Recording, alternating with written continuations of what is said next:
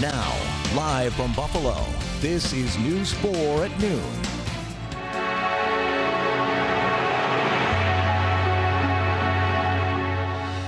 Two years ago today, 10 black people were killed in a racially motivated shooting at the Tops on Jefferson Avenue.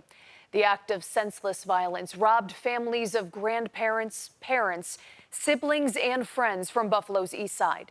Today and always, we remember their names and their faces.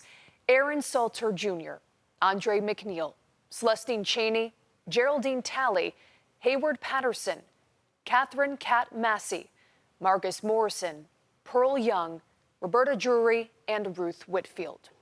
We have live team coverage for you this afternoon. Patrick Ryan will join us in just a moment from the spot where observances will begin less than 2 hours from now.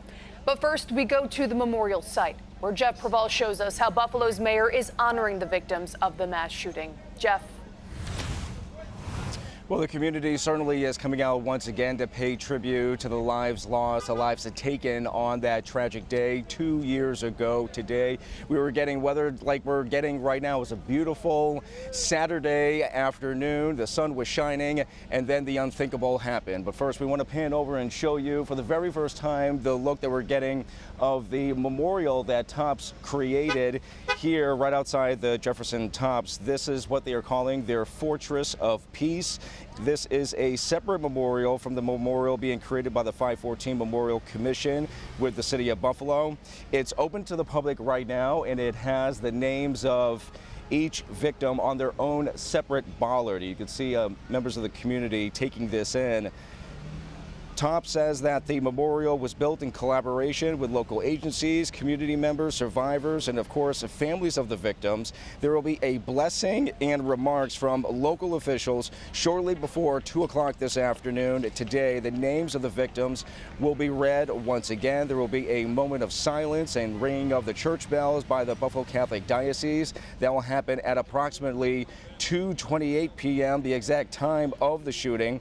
Other Tops locations throughout Western New York will be open and will honor the moment of silence. Remembrance activities actually began with the 514 Blue Flag Initiative at 11 o'clock this morning. That happened down Jefferson Avenue outside John B. Wiley Stadium. Here's a portion of that remembrance. Continue to pray for and lift up the families of the 10 precious lives that were lost, but also the families of those who were injured and survived, and the dozens and dozens of others who were in the store, outside of the store, who are still dealing with the trauma of that day.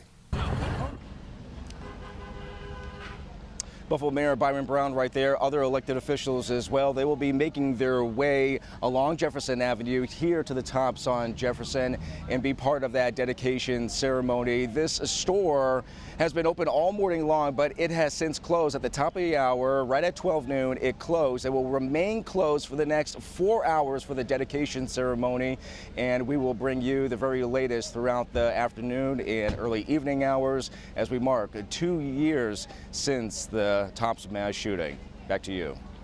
All right, Jeff, thank you. The mass shooting at Tops 2 years ago changed Buffalo forever. It weighs on the minds of people in the neighborhood and community leaders. News 4's Patrick Ryan continues our team coverage. Patrick.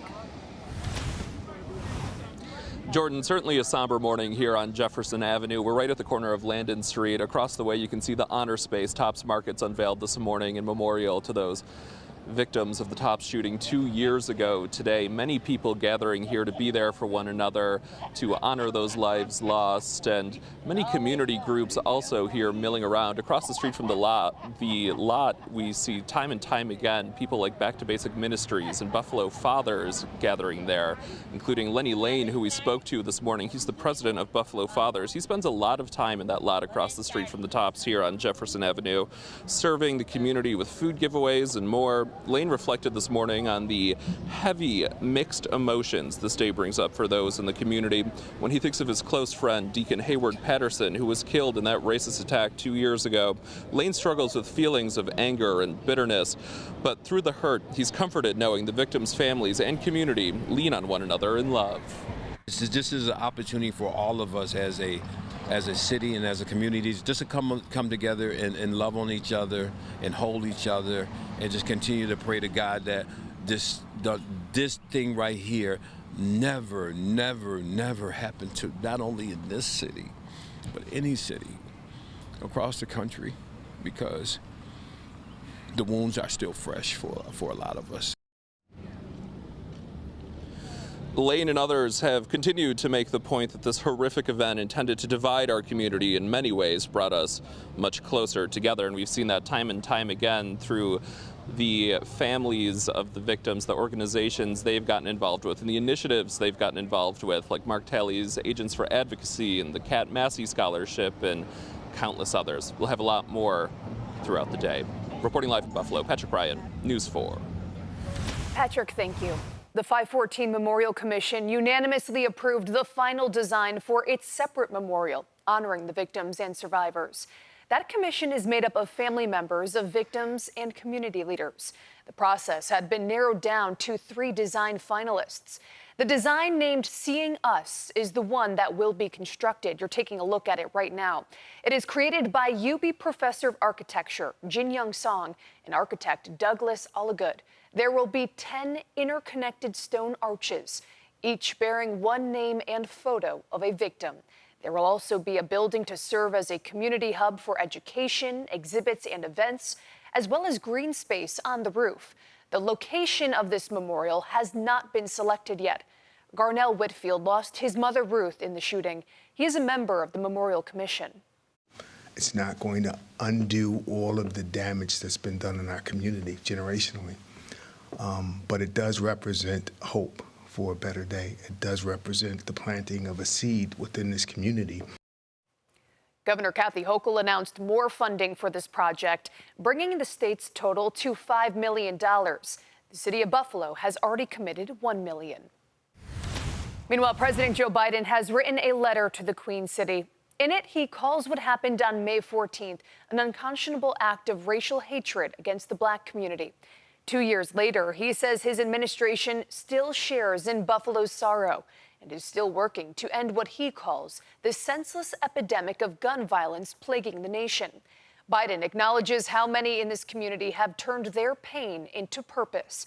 He says the launch of the White House's Office of Gun Violence Prevention will continue taking action against racial hatred in all forms. The president says he will continue to use every tool at his disposal to prevent future senseless acts of gun violence. A group of volunteers canvassed Jefferson Avenue last night, cleaning up in preparation of today's remembrance events. Knowing people will be gathering there today. The group cleaned up while also spreading a message of Jefferson Strong. People really need to stand up and make a difference in this community, and that's what we're trying to do. But the pain is forever, and that's the hurting part, still today. The group hopes its efforts will help to instill hope and strength as the community reflects today. And today, News 4 will have live team coverage of a ceremony marking 2 years since the mass shooting. Our special live broadcast begins at 1:55 this afternoon, right here on Channel 4. You can also find all of our coverage on our website, WIVB.com.